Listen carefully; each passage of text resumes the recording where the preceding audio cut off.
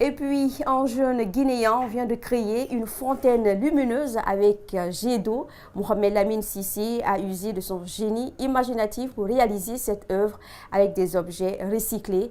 Idrissa Bari et Mohamed Bangoura sont allés à son atelier pour découvrir sa création. Vue de la journée, cette machine de Lamine Cissé n'a rien d'ordinaire. Mais voici ce qu'elle représente une fois activée la nuit. En plus du jet d'eau, cette fontaine mobile, fruit de l'imagination de ce jeune technicien, dispose d'un jeu de lumière et de la musique. Vous savez, il y a des habitations, des hôtels et d'autres lieux qui sont souvent illuminés. Mais souvent, il n'y a pas assez d'espace pour ces gens-là d'installer une fontaine de jet d'eau. C'est de là qu'est partie mon inspiration pour réaliser cette machine mobile qu'on peut poser partout avec ses jets d'eau, les lumières et de la musique. Mohamed Lamine Cissé n'a jamais été à l'école. Malgré son handicap intellectuel, pour parvenir à confectionner cette machine, il recycle le reste des appareils électroniques qu'il joint à ses maigres moyens financiers. Il demande du soutien pour atteindre ses objectifs. J'ai pas appris ça à l'école. C'est le fruit de mon imagination. Mais sa réalisation nécessite assez de moyens financiers. Ce sont mes moyens très limités que j'utilise actuellement.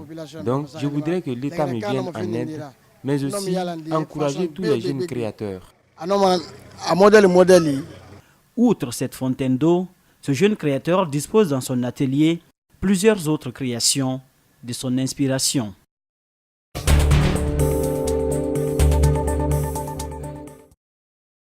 L'actualité dans le reste du monde, vol, agression, kidnapping, l'insécurité étant des thèmes majeurs de la campagne présidentielle à Madagascar.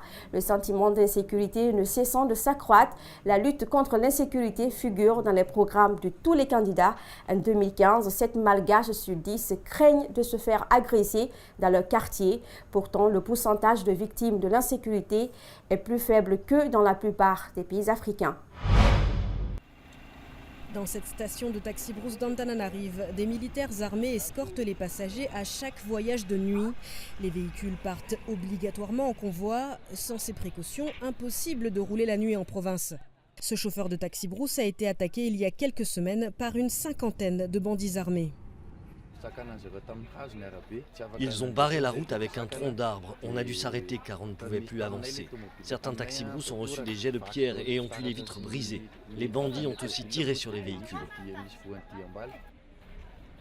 Mais la compagnie de taxi Brousse n'a pas porté plainte, découragée par la corruption généralisée dans la justice et les forces de l'ordre. Un sentiment qui pousse les habitants et les entreprises qui en ont les moyens à faire appel à des services de sécurité privés. Les policiers viennent rarement. C'est pour ça que nous devons patrouiller ici tous les jours pour surveiller ces restaurants et ces hôtels. Il y a aussi des clients qui nous demandent de les accompagner. Parmi les actes de violence les plus fréquents à Madagascar, les vols de zébus. À l'approche de l'élection présidentielle, la gendarmerie a mené une grande opération contre ces vols en s'attaquant directement aux principaux responsables, les fonctionnaires corrompus. On a contrôlé des marchés aux zébus, des zébus en circulation. On a pu donc mise en fourrière 2600 zébus blanchis qui étaient accompagnés des faux documents émanant des autorités. Donc on a arrêté 13 fonctionnaires. Chasse aux bandits en col blanc, destruction d'armes appartenant aux voleurs de zébus, avec plusieurs opérations coup de poing et de communication, l'État tient à montrer qu'il maîtrise la lutte contre l'insécurité, l'un des thèmes majeurs de cette élection présidentielle. Direction la Syrie, les parents de nombreux écoliers des territoires semi-autonomes kurdes inscrivent leurs enfants dans des établissements des secteurs gouvernementaux, les obligeant à traverser quotidiennement les barrages de sécurité pour passer d'une zone à l'autre. Malgré les complications que cela implique, ils s'assurent de cette façon que leurs enfants obtiennent un diplôme reconnu par les universités syriennes étrangères. Racha, 7 ans, est presque prête pour l'école. Mais tous les matins, avant de retrouver ses camarades de classe, elle doit se rendre de l'autre côté de la ville. Racha habite Kamishli, dans le nord-est de la Syrie, en grande partie tenue par les autorités kurdes. Mais comme des milliers d'autres enfants, elle fréquente une école du gouvernement syrien de l'autre côté du checkpoint. Nous ne sommes pas contre apprendre en kurde. Nous le souhaitons pour nos enfants. Mais les diplômes délivrés par l'administration autonome sont reconnus nulle part. Si mes enfants obtiennent ce diplôme, où vont-ils aller? Plus au sud, à Hasakeh, le constat est le même. Les minibus déferlent tous les jours sur le checkpoint des forces loyales au régime de Bachar al-Assad. Seules 400 écoles sur les 2500 de toute la région enseignent le programme du gouvernement. Les salles de classe sont bondées. Il n'y a plus un seul banc de libre pour s'asseoir. L'école est faite pour accueillir 200 élèves. Mais aujourd'hui, nous sommes à plus de 1000. Les salles sont pleines à craquer. Avant, il y avait 35 ou 40 élèves par classe. Aujourd'hui, nous sommes 85. En comparaison, les écoles enseignant le programme kurde ont l'air vides. Ici, les enfants apprennent l'histoire et la langue kurde, marginalisée par Damas pendant des décennies. Ce curriculum, différent de celui du gouvernement, a été mis en place il y a 2 ans, mais seulement 2 universités le reconnaissent. Je suis venue apprendre dans une école du gouvernement. Comme ça, je pourrais aller à l'université. Je ne pourrais pas faire ça si j'allais dans les autres écoles, car leurs diplômes ne sont pas reconnus. Les autorités kurdes aimeraient endiguer l'exode des élèves, mais sans succès.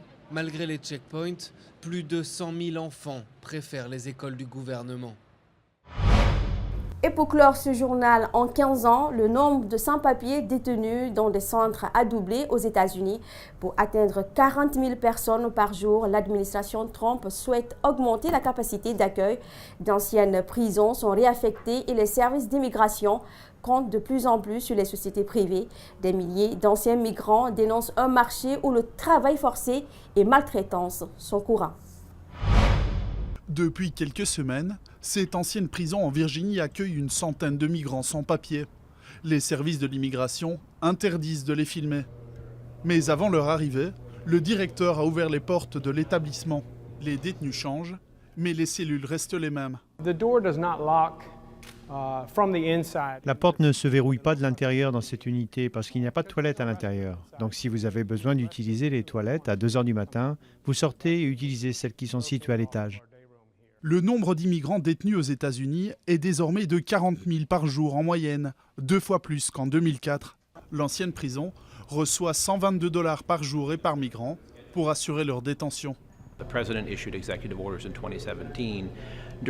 président a signé des décrets en 2017 nous ordonnant d'augmenter la capacité d'accueil. Le contrat prévoit le nombre de lits, mais il n'y a aucune garantie sur le nombre de détenus au-delà de la période initiale. Ce financement public est aussi attribué à des structures privées. Désormais, le secteur héberge la majorité des migrants. Demandeur d'asile kényan, Sylvester a été détenu dans l'une d'entre elles à San Diego et dit y avoir été forcé de travailler. Je me réveillais à 3 h du matin et je cuisinais pour tout l'établissement. J'étais le principal cuisinier et parfois je faisais 2 tournées de travail d'affilée pour le même salaire, $1 par jour. Je nettoyais l'équipement médical, je faisais du jardinage. Durant sa détention, Sylvester refuse le retour volontaire vers le Kenya, mais sa demande d'asile est jugée irrecevable en raison d'une condamnation pour vol purgée aux États-Unis. En 2015, 9 ans et demi après sa mise en détention, il est libéré sous caution. Des détentions aussi longues sont rares, mais selon cette avocate, la durée moyenne s'allonge depuis quelques années.